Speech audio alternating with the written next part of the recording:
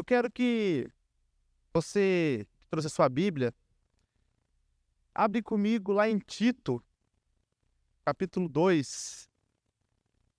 Vamos ler do 7 ao 8. O tema da mensagem de hoje é: sejam irrepreensíveis. Então abre comigo lá em Tito, capítulo 2. Nós vamos ler do 7 ao 8. Amém? Vamos lá. Diz assim: seja você mesmo um exemplo de boas obras. No ensino, mostre integridade, reverência, linguagem sadia e irrepreensível, para que o adversário seja envergonhado, não tendo nada de mal a dizer a nosso respeito. Quando Deus me direcionou essa palavra logo no começo da semana, eu fiz meu devocional inteiro na carta aqui que Paulo escreveu para Tito. E para a gente contextualizar, para a gente começar a entender um pouco o que está ocorrendo, por que que Paulo escreveu isso a Tito, nós temos que começar começo.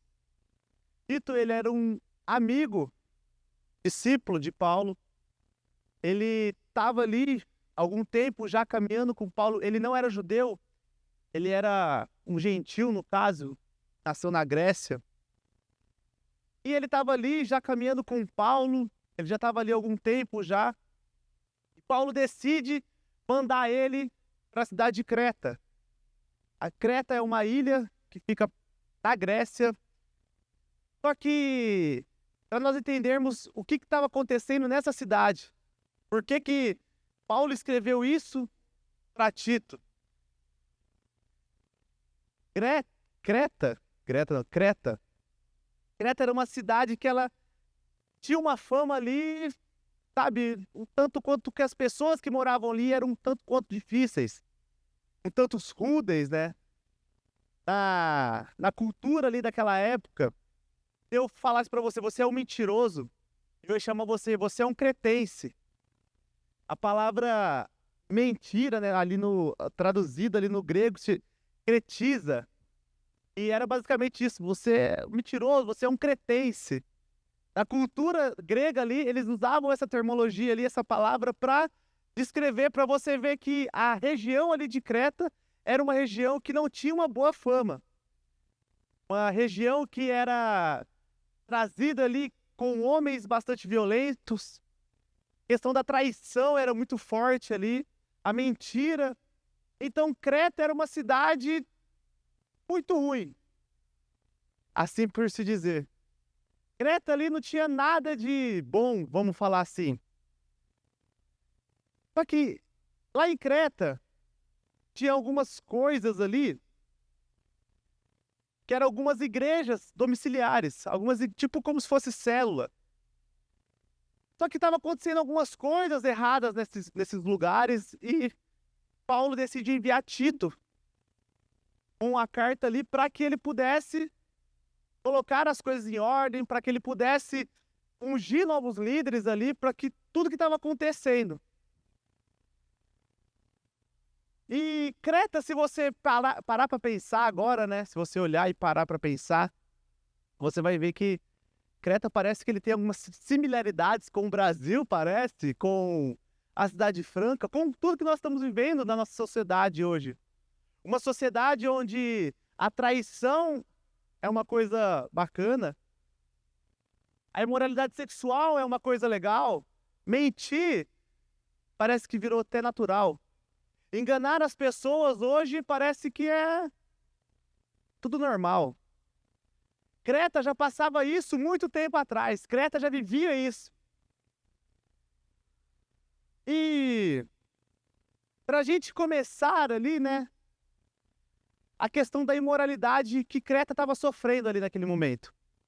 Por ter esses cultos domiciliares, mas a cultura de Creta era uma cultura grega, onde acreditava em deuses como Zeus, por exemplo. Eles acreditavam que Zeus tinha nascido em Creta, além disso. E que Zeus era um cara que veio e saiu com várias mulheres.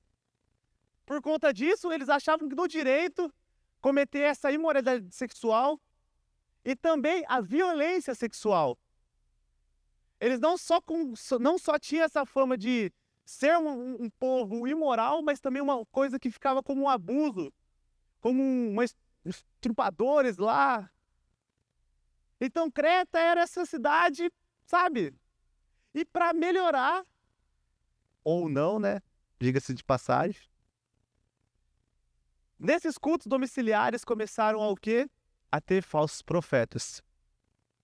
Começaram a judeus que viveram no Pentecoste lá, eles foram para Creta e começaram a questão da circuncisão, falando que eles deveriam circuncidar, falando que eles deveriam parar de comer algumas coisas. Começaram a dispensação de, sabe, tirar um pouco ali do que Jesus, do que tudo que eles tinham feito, e começaram a trazer a cultura judaica ali daquela época para lá. Até então, que nós sabemos, a circuncisão não é para nós. E aí começaram esses falsos profetas, mas tinha um porém. Eles começaram a levar isso, sabe por quê? Em troca de dinheiro. Se você talvez pensar assim, você vai falar, nossa, tá igual mesmo aqui muitas vezes no Brasil, hein? Tá igual mesmo muitas vezes muitos pastores, líderes que estão muitas vezes pregando em troca de dinheiro, profetizando em troca de status e dinheiro. Nada para Deus, tudo para o homem. E começou a ter essa questão em Creta, essa questão dos falsos profetas ali. E automaticamente as pessoas começaram a falar, mas você é cristão? Quem talvez nunca foi aqui, olhado e falado, nossa, mas você é cristão, cara? Você dá seu dízimo pro seu pastor? Nossa, você dá o dízimo pro seu pastor? E nada diferente do que o povo de Creta começou a falar para o pessoal que era cristão. Nossa, você dá o dízimo pro seu pastor? Mas por quê? Porque eles tinham algumas referências que não eram boas. Os falsos profetas estavam acabando literalmente com o evangelho de Jesus Cristo, que tinha acabado de morrer ali e ressuscitado ao terceiro dia. E Creta começou a viver esse rebuliço de imoralidade sexual, ganância, falsos profetas. E aí Tito chega. E Tito logo depois recebe a carta de Paulo. Eu quero que você continue, eu espero que você esteja com a Bíblia aberta, não feche a Bíblia, tá bom? Se você ler comigo lá em Tito, do capítulo 1, do verso 10 ao verso 11, vai dizer, porque existem muitos, especialmente os da circuncisão, que são insubordinados, falam coisas sem sentidos e enganam os outros. É preciso fazer com que se calem, porque andam pervertendo casas inteiras, ensinando que não deve com a intenção vergonhosa de ganhar dinheiro. Então, como eu disse, Creta já tinha já estava lá, a galera já estava ali ganhando dinheiro com o evangelho, já estava ali, ó, se você comprar esse salzinho aqui, sua bênção está garantida. Comprem esse tijolinho do céu. A galera lá, rapaz, devia estar... Para Paulo se preocupar e chegar essa notícia, e Paulo se preocupar tanto de enviar um discípulo, que era uma pessoa próxima dele ali, a coisa não devia estar muito boa. Sabe, uma coisa que vem me preocupando muito é essa questão de TikTok, Reels, que nós pegamos alguns trechos isolados de pregações e colocamos lá. E isso tem derrubado muitas pessoas, como tem levantado muitas outras. Sabe, eu assisti agora, esses dias, Ian Martins, se eu não me engano, e eu aprendi muito com ele. Ele falando que, independente se a pregação é boa ou ruim, o seu dever é assistir ela tudo. Antes de falar qualquer coisa. Antes de tirar qualquer tipo de opinião. O seu dever, no mínimo, é assistir ela completa. No mínimo. Porque hoje o TikTok, o Reels, qualquer coisa ali, ele está sendo colocado como pedra de tropeço para muitos crentes. E eu não estou passando pano para ninguém. Mas estou falando que nós devemos se aprofundar realmente. Pega um trecho ali, tanto uma pregação boa quanto uma pregação ruim. Já que você viu aquilo ali, vai se aprofundar antes de tirar qualquer tipo de conclusão. Isso serve para todas as coisas da sua vida. Muitas vezes as coisas vão chegar pela metade por você. As coisas vão chegar mais ou menos ali, uma verdade incompleta.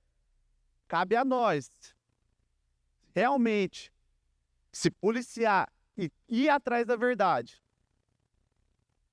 Se muitas pessoas tivessem a Bíblia, sabe, na ponta da língua, se muitos cristãos tivessem realmente compromisso com a Bíblia, não teria tantos falsos profetas igual vem se levantando hoje.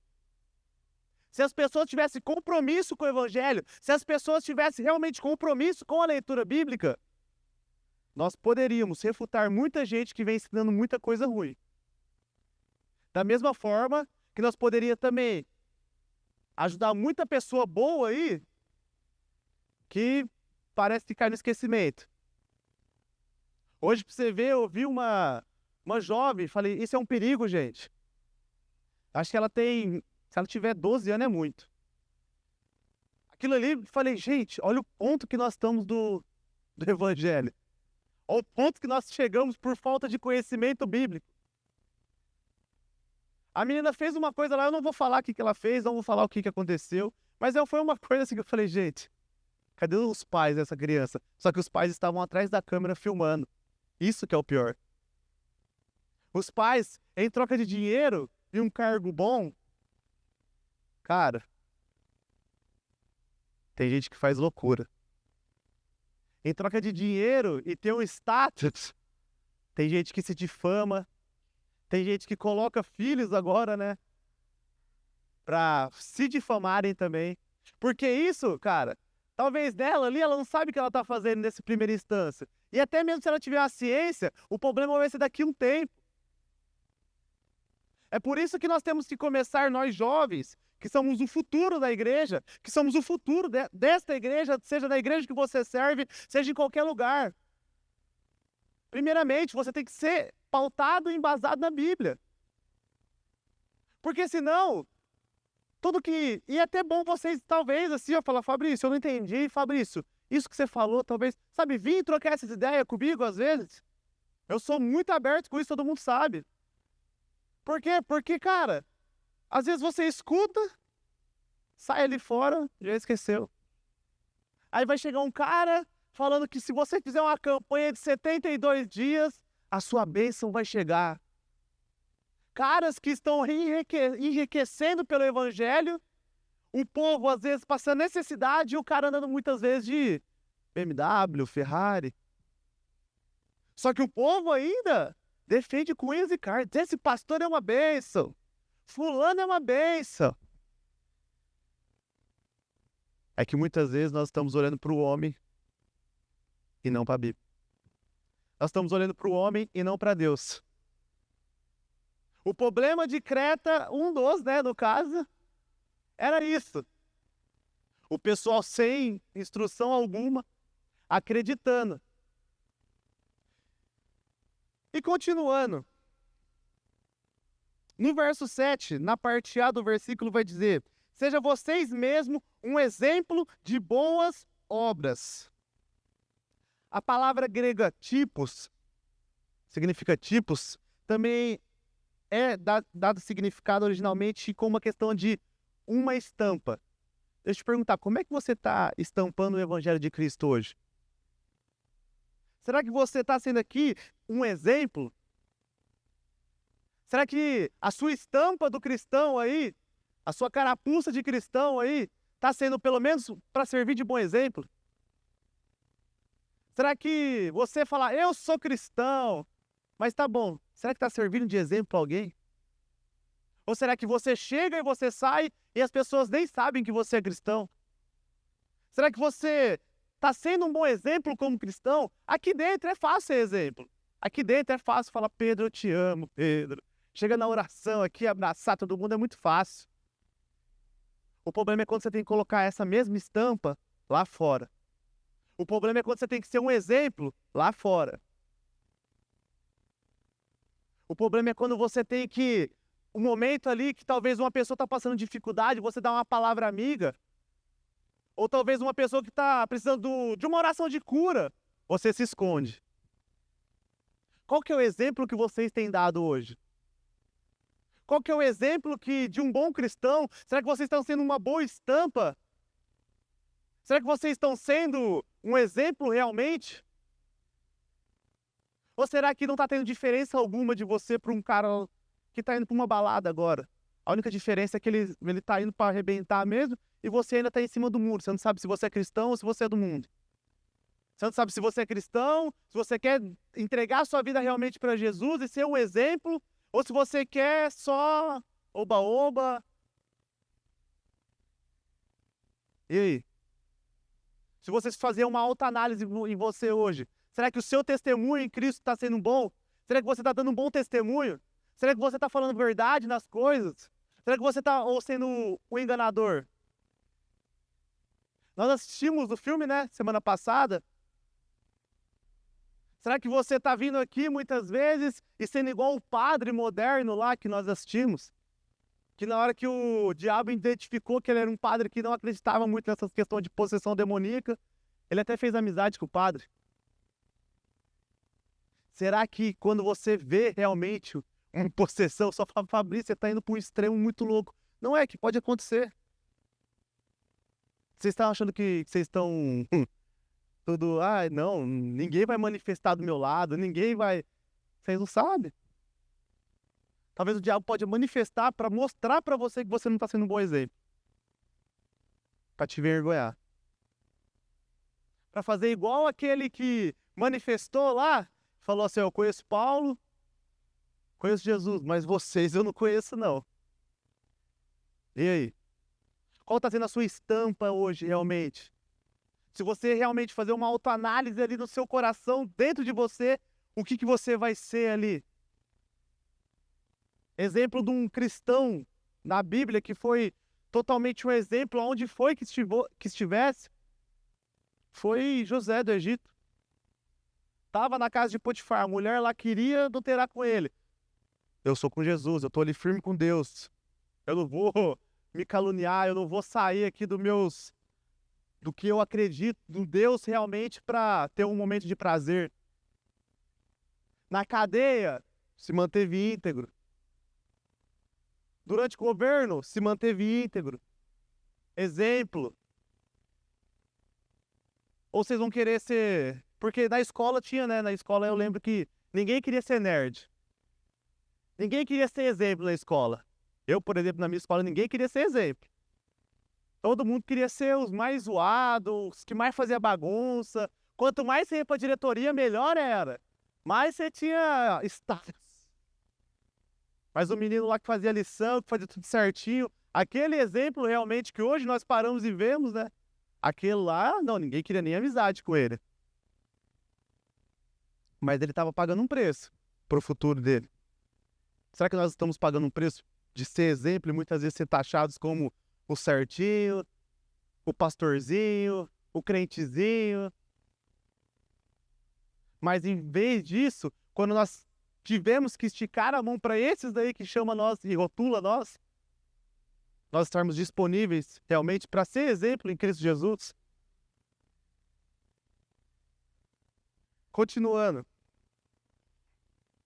O verso 8 vai dizer, continuando na parte B do verso 7, no caso vai dizer, no ensino, mostre integridade e reverência. Aí no 8 vai começar a dizer, linguagem sadia e irrepreensível, para que o adversário seja envergonhado, não tendo nada de mal a dizer a nosso respeito. Deixa eu te falar, as pessoas vão começar a se levantar contra você. A partir do momento que você começar a ser um exemplo, a partir do momento que você colocar uma boa estampa ali de realmente, eu sou um cristão e eu faço ali, eu tô com Cristo, com qualquer circunstância, as pessoas vão começar a se levantar contra você. As pessoas vão começar a querer caluniar você, as pessoas vão começar a querer colocar coisas que não são verdades na sua vida. Mas você sabe que em Cristo Jesus você já é mais que vencedor. Então por que você tem que muitas vezes, sabe, tremer e ficar nessas circunstâncias? Por que muitas vezes nós temos que, sabe? E é por isso que nós precisamos ter a linguagem sadia e ser irrepreensíveis. Porque aí na hora que quando essas pessoas se levantarem, elas não vão ter argumento para usar contra nós. aquela oportunidade que você teve de mentir, aquela oportunidade que você teve de fazer outras coisas, aquela oportunidade que você teve de fazer o que é errado e você não fez porque você queria ter uma vida em Cristo, uma linguagem sadia, sem irrepreensível. Na hora que alguém for te acusar sobre isso, você vai falar: opa, aqui não, Satanás, sai fora. Mas caso contrário, se você não fizer isso, cara, e aí? Vai ser só mais um na estatística. Hoje existe uma estatística no IBGE que é o cristão que não pratica, cristão não praticante. Será que você está sendo só mais um na estatística? Será que você está sendo tão levado assim a banho-maria que está sendo somente mais um? Somente mais um na multidão? Sabe, chegou um momento que Deus está querendo separar o joio do trigo. Chegou um momento que Deus está querendo realmente tirar aqueles que realmente estão com Ele, sabe, em espírito e em verdade. Os verdadeiros adoradores, aqueles que verdadeiramente estão com Ele. Porque as coisas estão, parece que tão difícil cada dia, né?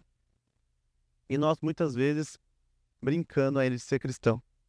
Nós muitas vezes ainda não conseguindo ser um exemplo no meio da sociedade, no meio da sua família, no meio do seu trabalho, no meio de onde quer que você seja. Onde quer que você esteja, no caso. Mas nós estamos lá, estamos no processo, né? Estamos no processo. Que processo que é esse que nunca, sabe, que nunca chega no final? Que processo que é esse de, sabe, de você mudar de vida? Não estou falando nem de santificação, porque o processo de santificação vai até nós morrer realmente. Mas que processo que é esse que você não larga esse pecado? Que processo que é esse que você não tem uma língua sábia? Que processo que é esse que você só fica, sabe, só dando cabeçada? Aí você coloca a culpa no processo. Ah, Fabrício, eu já venho na igreja, eu tô no processo aqui. Que processo que é esse que nunca acaba, gente? Que processo que é esse?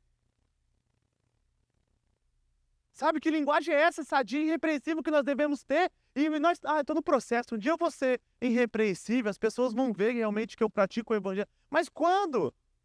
Daqui a pouco começa a namorar, casa, tem filho, aí eu tô no processo, Fabrício. Aí tá com 60 anos. Acho que agora eu tô pronto, aí você não vai ter força. Aí você vai vir só pra igreja realmente. Aí pregar o evangelho você não vai conseguir, porque na hora que você for pregar o evangelho já vai estar com sono, vai dormir. Já é velho, tá cansado. Enquanto foi jovem, tô no processo. Sabe qual que é o problema? De falar umas coisas dessas, às vezes? Sabe qual que tá sendo o problema? É que jovem, nossa, isso até me costa, gente.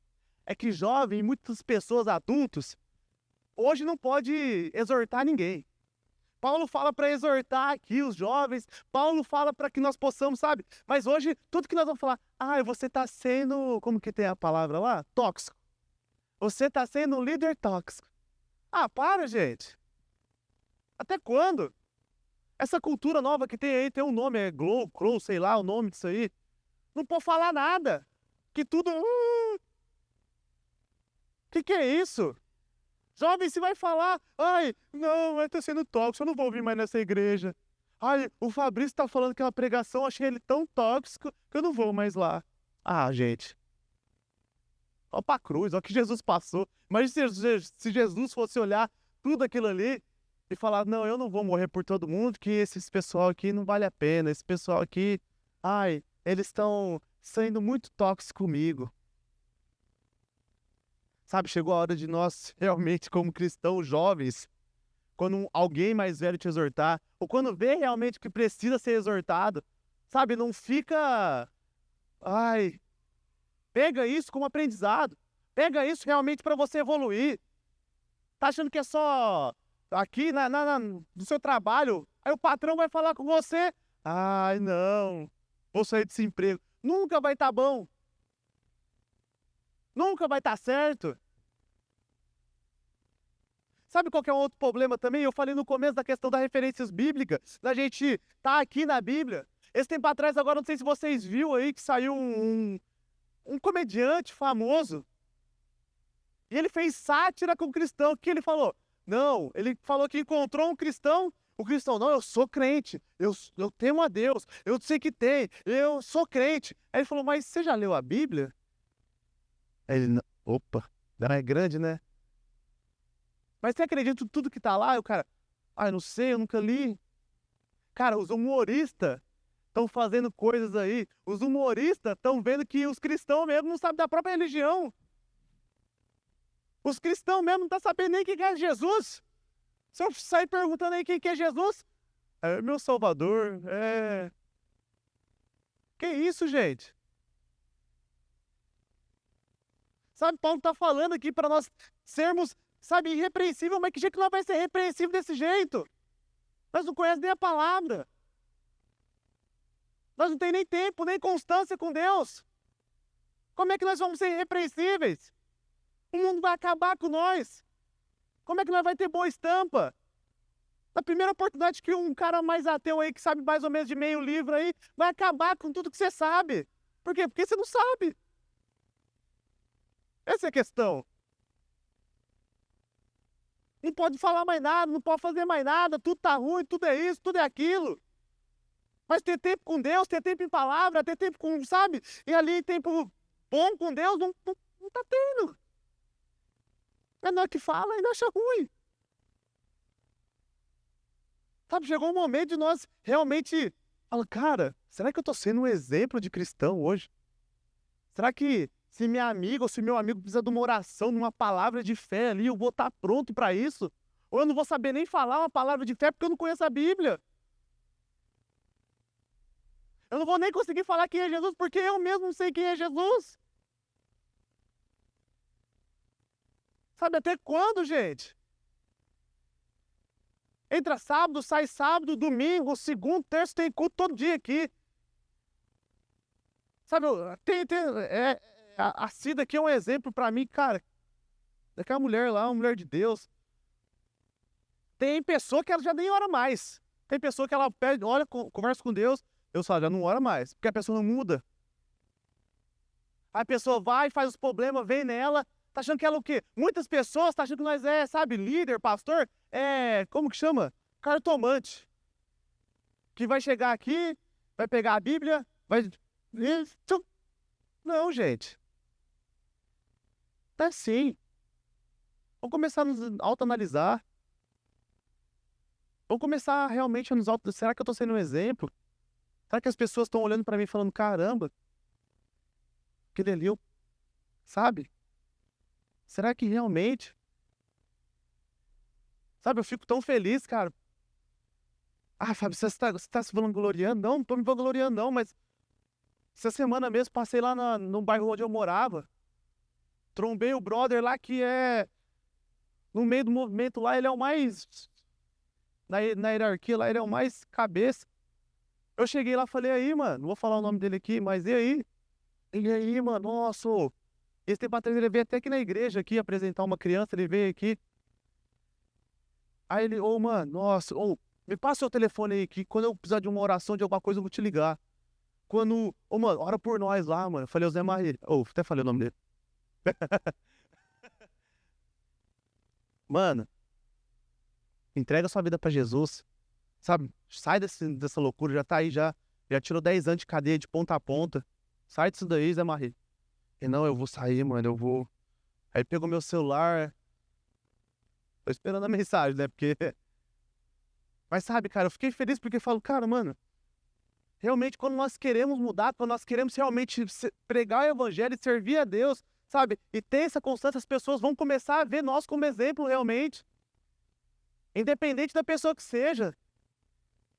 Se a gente for parar pra pensar, um cara desse, não, muito crente, eu ia falar, não, ele não merece ele não merece, ele é impuro, ele é... Sei que tem. Não, mas é essas daí que nós temos que buscar mesmo. Sabe, pra finalizar, gente, se você tiver com a Bíblia aberta, acompanha comigo Tito 2 ainda, do 11 ao 12, vai dizer: porque a graça de Deus se manifestou trazendo salvação a todos. Ela nos educa para que, renegadas a impiedades e a paixões mundanas, vivamos neste mundo de forma sensata, justa e piedosa. Deixa eu te falar, a graça de Deus nos educa. Tem gente aí muito usando muito a graça, uma vez salvo, a graça, nossa, uma vez salvo para sempre salvo. Mas a morte de Jesus na cruz nos educa. Olha aqui que ele fala, porque a graça de Deus se manifestou trazendo salvação a todos. Ela nos educa. A Bíblia nos educa. Se eu olhar para a sociedade aí e ver a maioria das leis, tudo vai ser basicamente tirado um pouco da Bíblia. A graça de Deus, sabe, a morte de Jesus por nós, ela realmente nos educa. Quando nós queremos ser educados. Quando nós desejamos. A salvação é a todos. Para aqueles que querem. A salvação é para todos. A graça é para todos. Se for ver, ninguém aqui, eu também piorou, não merecia nem estar aqui. Mas pela graça de Deus, através de Jesus Cristo, nós fomos salvos. Mas ela vem trazendo educação para nós. Muita gente fala, viver pela graça é suave, é tranquilo. No Antigo Testamento, você podia separar sua esposa do seu esposo. Seu esposo, no caso, né? Porque a carta era dada para o marido. Hoje, a não ser traição, fica a dica para quem casou agora. A não ser traição, vai ter que aguentar o Filipão até morrer, né? Vai ter que aguentar. Namorado, namorada, olha pro lado aí, olha pro lado, fala, casamento é coisa séria. Tá achando que casamento é igual o que o mundo vem falando aí? Por conta disso, a graça nos educa. Hoje, traição não é só o ato feito, consumado. Traição é só você olhar e desejar a pessoa.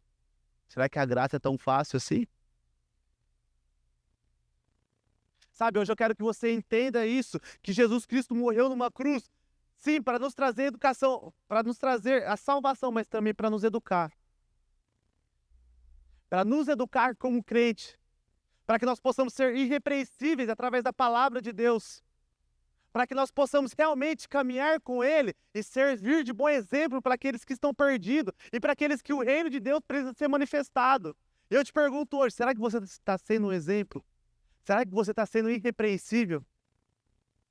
Se você fazer uma autoanálise hoje, o que pode mudar para realmente você ser melhor em Cristo Jesus? Sabe, eu quero que você fique de pé hoje, nesse momento. Eu quero que nesse momento nós começamos a pensar e fazer uma autoanálise em nós mesmos. Se tiver que chorar, chore. Se tiver que pedir perdão, peça. Sabe, que se tiver realmente que se derramar na presença de Deus e falar, Deus, esse processo que eu passo que não tem fim, eu quero que ele se encerre hoje, mas para que eu possa caminhar contigo. Sabe, que você possa olhar para você e falar, Deus, eu quero ser educado pelo Senhor. Jesus, eu preciso ser educado, eu preciso levar uns puxões de orelha para que realmente eu possa entender a graça que o Senhor trouxe para nós. Jesus, eu preciso que o Senhor me eduque, eu preciso que o Senhor me corrija. Todo mundo quer ser filho, mas ninguém quer ser corrigido. Todo mundo quer o amor de Deus, mas ninguém quer ser corrigido antes do amor. Todo mundo quer, mas na hora das correções, ninguém quer. Será que você está disposto para a correção de Deus hoje? Falando assim, até parece que vai vir nossa, e vai... Não. A correção de Deus, a correção de Jesus através do amor, é aquela que nos constrange. É aquela que nós olhamos para a cruz e falamos, cara, o quão pecador eu sou. E nós começamos a entender o quão falho nós somos, o quão pequenos nós somos. E assim nós falamos, Jesus, para mim ser parecido com o Senhor,